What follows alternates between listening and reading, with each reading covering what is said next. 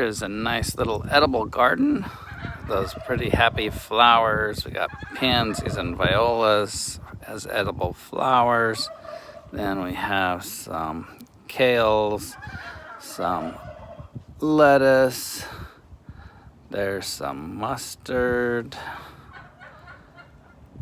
Where's the mustard? There's the mustard. Nice, happy yellow flowers. We have a little non-edible Euryops. There's a foundation.